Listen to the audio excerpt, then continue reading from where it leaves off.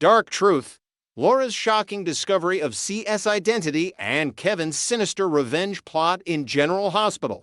A shocking revelation tears through Port Charles. Laura Collins has always been a woman of remarkable composure and intelligence, a pillar of strength in Port Charles who has weathered countless storms. However, her carefully constructed world is about to crumble when she uncovers a truth so devastating that it will shatter her marriage and her faith in the people closest to her. For weeks, the mysterious sea has haunted Port Charles like a phantom, orchestrating a sophisticated criminal operation alongside the menacing Jen Sidwell. Speculation ran rampant among residents. Some whispered about Jerry Jacks, others invoked names of villains long presumed dead. But when Laura pieces together fragmented clues left carelessly scattered across her life, the horrifying realization strikes her like a thunderbolt.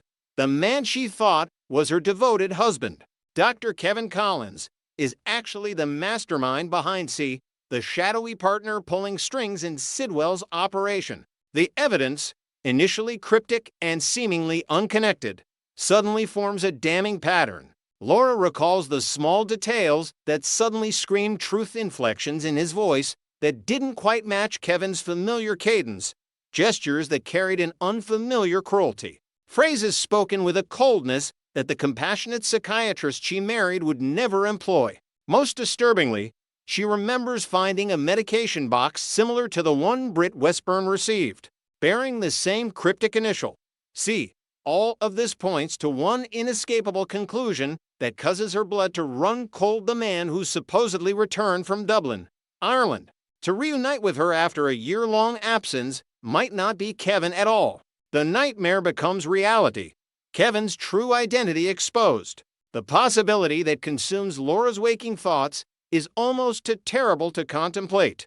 In General Hospital's complex history, Kevin Collins and his murderous identical twin brother, Ryan Chamberlain, have orchestrated countless deceptions. Ryan was believed to be dead, truly dead this time after their final confrontation years ago. Yet in Port Charles, the saying goes that dead men have an unfortunate habit of returning. Laura, who has lived through the terror of Ryan's reign of violence, who has witnessed the psychological games he played and the obsessive control he wielded, begins to understand what her senses have been trying to tell her all along. As the realization crystallizes in her mind, Laura compiles the damning facts. C stands for Chamberlain, the psychological games, the meticulous planning. The connections to Britt Westburn, all of it mirrors the manipulation patterns burned into Port Charles's collective memory by Ryan's notorious history. The mysterious benefactor leaving cryptic notes in Britt's medication boxes, keeping watch over her Huntington's disease treatment, maintaining personal interest in her welfare. This is exactly the type of psychological control that Ryan excels at. Ryan needed an exit from whatever dark existence he had been living. He needed resources. He needed a partner who wouldn't judge his darker impulses, and he found that partner in the calculating Jen Sidwell. Laura confides in Britt and Sonny, the alliance against Kevin. Laura's discovery forces her into an impossible position. She realizes that her entire understanding of her present has been constructed on deception. The reunion she anticipated with joy and relief, her beloved husband coming home after a year away, was actually a nightmare masquerading as salvation. However, Laura cannot afford the luxury of falling apart. She must act with the same strategic thinking that made her a respected mayor of Port Charles. Laura decides that she cannot carry this burden alone. She reaches out to those few people she can trust with this earth-shattering revelation: Britt Westburn and Sonny Corinthos. Britt, who has been trapped under Sidwell's thumb, who understands the criminal enterprise better than anyone else in Port Charles, listens with growing horror as Laura explains her discovery. Sonny, already ensnared in Sidwell's blackmail scheme with incriminating photographs and a murder weapon supposedly covered in Laura's DNA, grasps immediately the magnitude of what this revelation means. Together, these three formulate their strategy. They cannot simply go to the authorities. Laura's involvement with Sidwell's schemes, her complicity in protecting secrets, all of it could be used against her. Sonny's own participation in covering up certain events puts him at legal risk. Britt's eyewitness account of Sidwell killing Professor Henry Dalton is valuable, but without additional corroboration, it becomes her word against a dangerous man's. They need concrete evidence. They need to understand the full scope of the operation. Most critically, they need to determine whether this really is Ryan returned from the dead, or if the real Kevin is somehow imprisoned, alive somewhere, while his twin controls his identity and his life. Kevin's fury and the threat of revenge. A masterful psychopath unmasked. What Laura fails to anticipate is the psychological complexity of her adversary. Kevin, actually Ryan, has been careful to construct an elaborate facade of normalcy since his arrival. He greeted Laura with flowers, with a husband's supposed joy at homecoming. But the moment he sensed her suspicion, the moment he detected that imperceptible shift in her demeanor that indicated she had begun to see through his deception, something shifted within him. Ryan is not a simple criminal operating out of greed or territorial ambition. He is a serial killer of remarkable intelligence and psychological sophistication, motivated by something far more sinister than money or power. He is driven by an obsessive need for control and domination, by the psychological satisfaction of manipulating situations and the people within them. The games are what sustain him. The knowledge that he is smarter than everyone around him, that he can fool even the most perceptive and intelligent people in Port Charles, this is what gives him purpose. When Ryan discovers that Laura has penetrated his elaborate disguise, that she sees through his returned husband act and understands that she is actually him, his fury is incandescent. In his twisted reasoning, Laura has betrayed him. She has violated the implicit contract of his game by refusing to remain fooled. She has chosen to align herself with Sonny and Britt against him, threatening to dismantle everything he has constructed with Sidwell. His response is characteristically theatrical and methodically cruel. He begins to formulate a revenge plan targeting Laura directly. This is where Ryan's true danger becomes evident. He does not simply want to eliminate Laura as a problem to be solved. That would be too simple, too ordinary. Instead, Ryan wants to make her suffer in ways that will echo through her psychological landscape for the rest of her life. He wants her to feel the violation of trust that he feels at her betrayal. He wants her to understand that she has underestimated him, that all her intelligence and strategic thinking cannot save her from someone with his particular talents for manipulation and psychological devastation. The psychological warfare begins. Laura's nightmare unfolds. Ryan's revenge plan likely unfolds on multiple fronts simultaneously. He possesses intimate knowledge of Laura's deepest vulnerabilities, her greatest fears, her most precious relationships. He can weaponize information about her involvement with Sidwell against her political career. As mayor of Port Charles, she has positioned herself as a leader committed to law and order. The revelation that she has been complicit in covering up Dalton's murder, that she has allowed herself to be blackmailed into an action, would destroy her credibility and her political future. But psychological devastation runs far deeper for Ryan. He understands that Laura's greatest source of strength has always been her relationships with people she loves. He can threaten Sonny, manipulate Britt's loyalty, potentially reveal secrets that would shatter the delicate alliances Laura has forged. Ryan might orchestrate circumstances that place Britt in even greater danger, forcing Laura to watch helplessly as someone she has come to care about suffers consequences for standing with her. Most insidiously, Ryan could use the revelation that he is alive, that the man she has been married to for years was alive, while she believed him dead, as the ultimate violation of their shared history. Every intimate moment, every whispered confidence, every moment of physical and emotional vulnerability that Laura shared with the man she thought was Kevin becomes contaminated by the knowledge that Ryan was actually present, watching, manipulating, enjoying her unwitting participation in his game. The real Kevin, a question of survival and rescue. Complicating matters further is the terrifying question that Laura must confront. Where is the real Kevin Collins? If Ryan has been masquerading as his twin brother, maintaining Kevin's identity so completely that even Laura initially failed to detect the deception, Then what has become of the genuine Kevin Collins?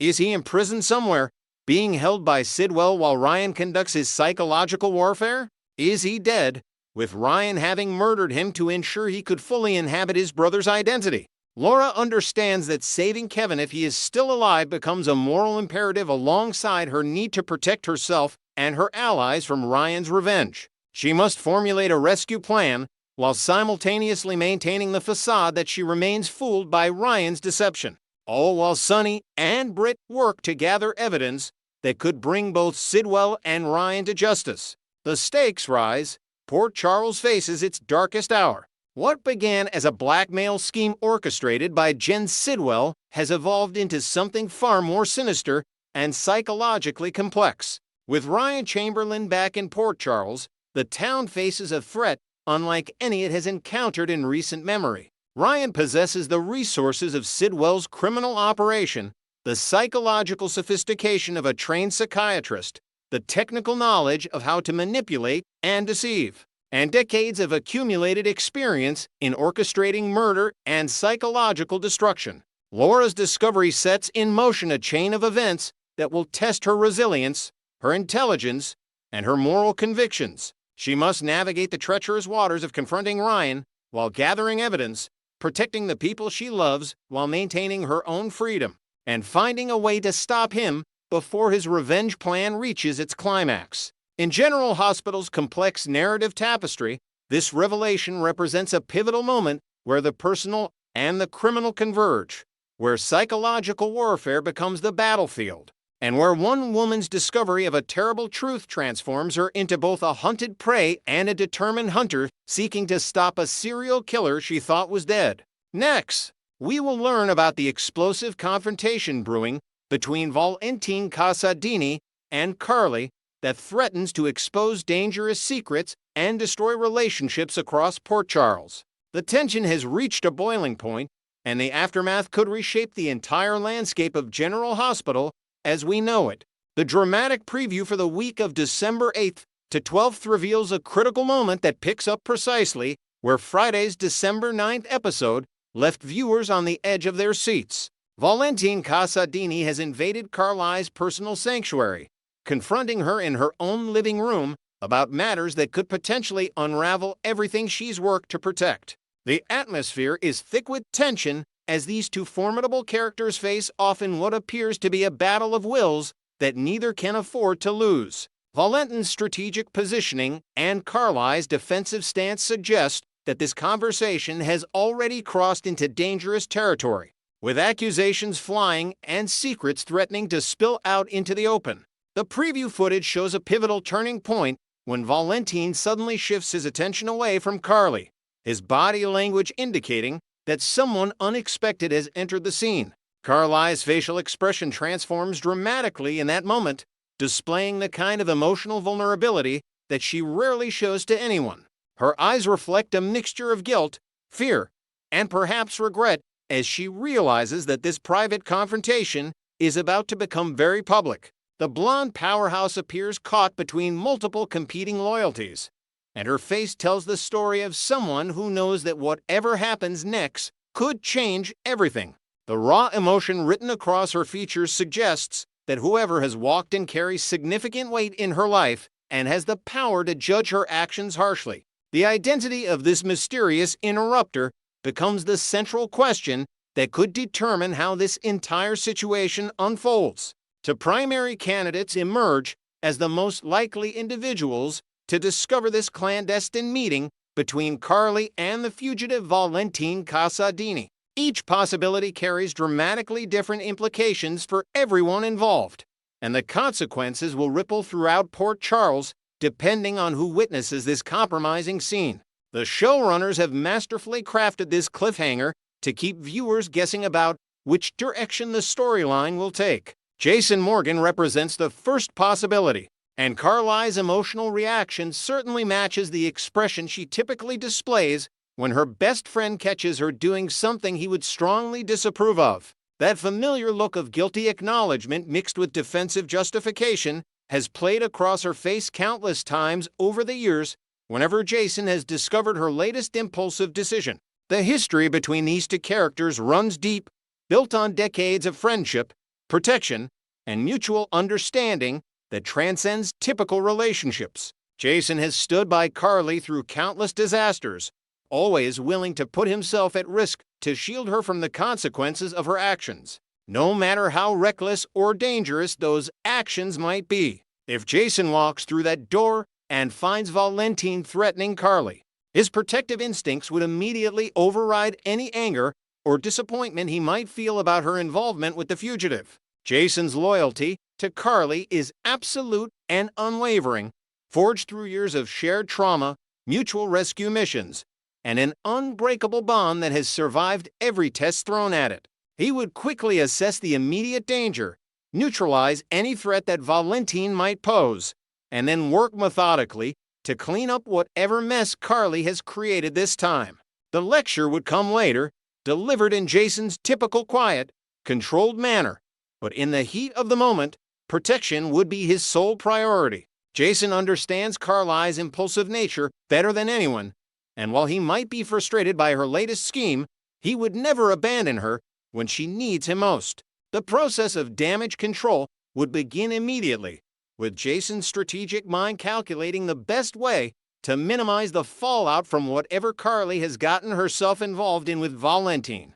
He would likely coordinate with Spinelli to scrub any digital evidence, range alibis if necessary, and ensure that no connection could be traced back to Carly's assistance of a known fugitive. Jason's experience with cover-ups and crisis management would prove invaluable, and his calm demeanor would help stabilize Carly's emotional state as they navigate the dangerous waters she's found herself swimming in. The two of them have perfected this dance over the years, with Jason stepping in to save Carly from herself time and time again. However, the second possibility presents a far more complicated and dangerous scenario for everyone involved.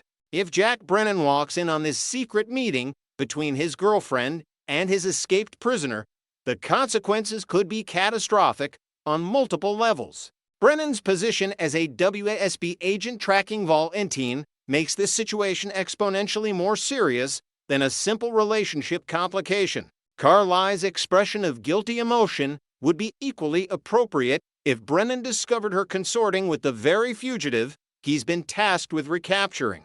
The betrayal would cut deep, not just on a personal level, but also professionally, putting Brennan in an impossible position between his duty and his feelings. Valentin's status as a fugitive who escaped from WASB custody makes any interaction with him potentially treasonous, especially if Carly has been providing him with assistance or information. Brennan has dedicated his career to the Bureau and has worked tirelessly to build his reputation as a skilled and trustworthy agent. Finding his girlfriend collaborating with his escaped prisoner would represent the ultimate professional and personal betrayal. The portion of the conversation that Brennan might overhear could reveal the extent of Carly's involvement in Valentin's escape or ongoing freedom, potentially implicating her in serious federal crimes that even Brennan's influence might not be able to protect her from. The complexity of Brennan's feelings for Carly adds another layer to this already volatile situation.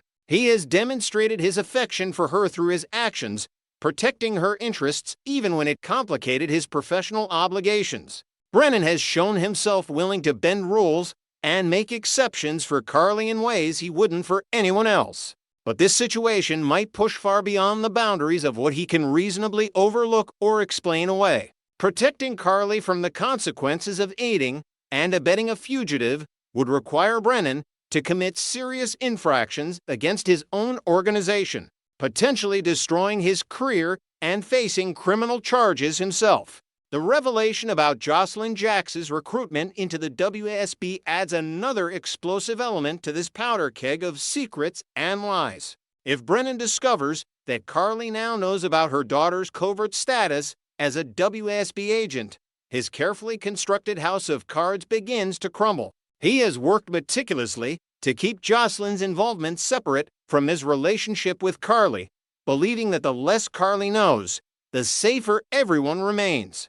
But secrets have a way of coming to light in Port Charles, and the source of this particular leak would be obvious to someone with Brennan's investigative skills. Jason Morgan would be the natural suspect for revealing Jocelyn's WSB status to Carly, given his protective nature toward both women and his fundamental distrust of Brennan's motives. Jason has never approved of Brennan's relationship with Carly and has repeatedly warned her that the WSB agent cannot be trusted. If Brennan confirms that Jason broke operational security to inform Carly about Jocelyn, the agent's previous threat regarding Britt Westburn could suddenly become very real. Brennan had warned that any interference would result in Britt being sent to Steinmauer, a maximum security facility where she would effectively disappear from everyone's reach. The guilt that Brennan might feel about lying to Carly regarding Jocelyn could redirect his anger away from Carly herself and focus it entirely on Jason for forcing the truth into the open. Brennan might rationalize that he was protecting both Carly and Jocelyn by keeping them in the dark, and Jason's interference destroyed that protection. This could escalate the already tense rivalry between Brennan and Jason into open warfare, with Britt becoming collateral damage in their conflict. The moral complexity of Brennan's position creates fascinating dramatic possibilities as he struggles to reconcile his feelings for Carly with his duty to the WSB and his anger at being undermined by Jason. Recent episodes have revealed increasingly disturbing aspects of Brennan's character that suggest his darker nature has been lurking beneath the surface all along. The incident with Dexeller, whose actual name is Vaughn, demonstrated Brennan's willingness to use extreme measures when his authority is challenged. Brennan had explicitly ordered Vaughn to end his romantic relationship with Jocelyn, citing operational security and the complications that personal attachments create in field operations. When Vaughn defied this direct order and continued pursuing Jocelyn, Brennan's response was swift and brutal. The scene where Brennan hauled Vaughn away to an undisclosed location sent chills through viewers who recognized the parallels to other villainous characters on the show. Brennan's cold statement that this is what happens when his orders aren't followed echoed the menacing threats made by Jen Sidwell right before he executed Professor Henry Dalton in front of witnesses. The similarity in tone, delivery, and intent suggested that Brennan's capacity for violence and ruthlessness might rival that of Port Charles's most dangerous criminals. The carefully maintained facade of the professional agent committed to justice began to crack, revealing something much more sinister underneath. General Hospital fans have maintained healthy skepticism about Brennan's true nature since his introduction to the canvas. The character has always occupied a morally ambiguous space, sometimes appearing to be a legitimate law enforcement professional, while at other times displaying the calculating ruthlessness of a villain. This deliberate ambiguity has kept viewers guessing about whether Brennan ultimately serves as a hero, a villain, or something more complex that defies easy categorization. The writers have skillfully played with audience expectations, providing evidence for both interpretations while committing fully to neither. The upcoming confrontation between Valentin, Carly, and potentially Brennan could serve as the definitive moment that establishes Brennan's true character alignment. His reaction to discovering Carly's betrayal and his subsequent actions will reveal whether his feelings for her genuinely temper his darker impulses or whether those feelings simply provide another weapon in his arsenal. A truly villainous Brennan might use this situation to manipulate Carly into deeper involvement with his schemes, holding her crimes over her head as leverage to ensure her compliance. Alternatively, a conflicted Brennan might struggle genuinely with wanting to protect Carly while knowing that doing so compromises everything he claims to stand for professionally. The decision to recruit Jocelyn into the WSB while simultaneously pursuing a romantic relationship with her mother has always carried disturbing implications about Brennan's ethics and motivations. The power dynamics inherent in that situation raise serious questions about whether Brennan's interest in Carly was ever genuine or whether she simply represented a useful connection to potential recruits and intelligence sources. A truly honorable agent would recognize the conflict of interest and either recuse himself from operational oversight of Jocelyn or end the relationship with Carly to maintain professional boundaries. Brennan's willingness to maintain both relationships simultaneously suggests that his personal agenda takes precedence over ethical considerations. Brennan's confrontation with Jason several weeks ago provided another red flag that his villainous nature might be emerging more prominently. Threatening Jason Morgan, who serves as General Hospital's most iconic hero and moral center, marked Brennan as someone willing to challenge the established order of Port Charles. Jason's unflinching courage and unshakable moral code have made him nearly untouchable for decades. Yet Brennan showed no hesitation in making explicit threats against him. This boldness could indicate either supreme confidence in his position and power or a fundamental miscalculation about the forces he's challenging. Jason's continued warnings to Carly about Brennan carry significant weight given his track record of accurately identifying threats and bad actors. Jason's instincts about people are rarely wrong, honed through years of navigating the criminal underworld and protecting those he cares about from various dangers. When Jason repeatedly tells Carly that Brennan cannot be trusted, she should listen based purely on his proven reliability in such assessments. Yet Carly's stubborn independence and her attraction to dangerous men continue to override her better judgment, setting up the current crisis where all of Jason's warnings might be proven catastrophically correct. The week of December 8th to 12th could represent the point of no return for Brennan's character arc, where the writers finally pulled a trigger on revealing him as a full-fledged villain rather than a morally gray anti-hero. All the pieces are in place for this transformation.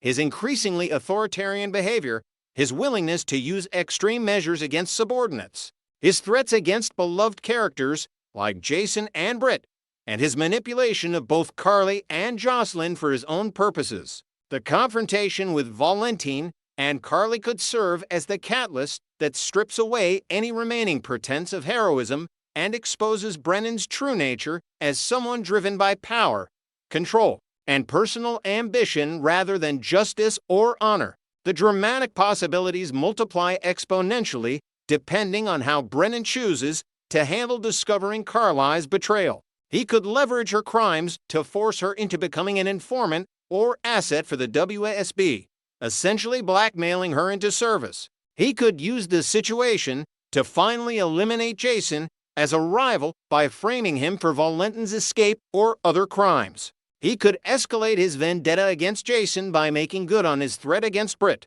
sending her to Steinmauer as punishment for Jason's interference. Or he could reveal an even darker agenda that none of the other characters have suspected, using this crisis as the launching point for a larger scheme that threatens everyone in Port Charles.